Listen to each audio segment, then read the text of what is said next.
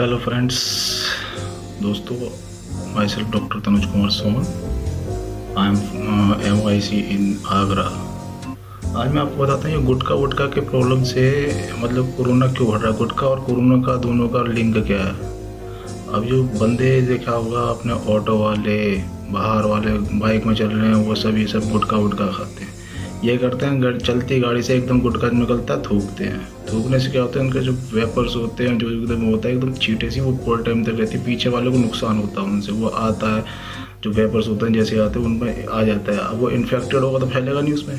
तो सबसे पहले तो इस गुटखा पे बैन लगाना पड़ेगा। और जो देखता हुआ जो थूक रहा है बीच में, ऐसे कर रहा है, जब चाहे या तो अपने अंदर ही निकल लो, खा रहे हो तो ठीक है। अब जब थूक रहे हो या वैसे कर रहे हो तो उस पर होना चाहिए बहुत ज़्यादा कड़ा फाइन।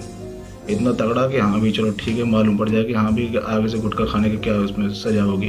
भाई तुम गुटखा अपने लिए खा रहे हो, दूसरे को कोई प्रॉब्लम कर रहे हो। मेन चीज़ ये है कि भाई गुटखा खा रहे हो ठीक है, तुम खाने का तुम्हें नहीं है, तलब लगती है, तुम खाओ तो अपना खाते रहो ठीक है। थूक थाक करते हो बीच में गाड़ी चलते में तो ये बहुत ही है। अब इस टाइम पे क्या होता है कि ये सब चीज़ें थूक रहे हैं, ये कर रहे हैं, मोबाइल थूक के गंदगी हो रही है, वहाँ पे किसी का पैर उस पर लग रहा है, कोरोना इन्फेक्टेड है, वहाँ से जाके वो घर जाएगा, घर जाके जूते वूते उतारेगा, कहीं ना कहीं बाहर रहेगा। ये सब इन्फेक्शन के बहुत ज़्यादा ब्राइट चांस है इंडिया से, तभी तो इंडिया खासकर इन आगरा से। आगरा में तो बहुत ज़्यादा लोग लापरवाही करते हैं।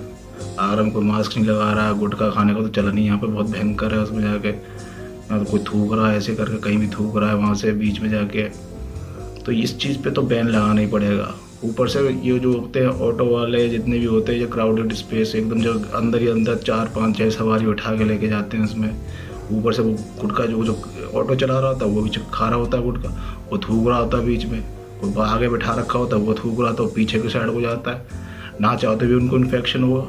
इस चीज़ पे तो बैन लगना चाहिए बहुत ही इसको स्ट्रांगली इसके ऊपर कुछ ना कुछ कार्रवाई होनी चाहिए। तो बस मैं ये कहना चाह रहा था कि ये चीज़ें अपने आप में कॉमन सेंस तो होना चाहिए कि भाई क्या कर रहे हो क्या नहीं कर रहे हो। अब वो पढ़े लिखे नहीं है इतने ज़्यादा, पढ़े लिखे भी है, जानबूझ के भी करते हैं बहुत सारे बंदे, उन्हें पता भी है सब कुछ कि क्या क्या चीज़ है। तो इस चीज़ पे तो प्रशासन को और पुलिस को कार्रवाई करनी चाहिए। भाई देख ले किसी को भी गुटखा खाते हुए, खा रहा तो अंदर ही ले, थूकते हुआ देख लिया कहीं पे भी, कैसे चाहे हल्के से थूक रहा है, सीधे फाइन होना चाहिए ठीक है। दूसरों की लाइफ मैटर करती है, ऐसा थोड़ी कि अपने लोग मास्क लगाते नहीं। यहाँ पे कोई भी कभी देख लो, कहीं भी घूम लो, सब जगह ऐसे ही घूम रहे हैं बिना मास्क के। तो ये कंट्रोल नहीं हो पाएगा ऐसे करके, स्ट्रिक्टनेस ज़रूरी है।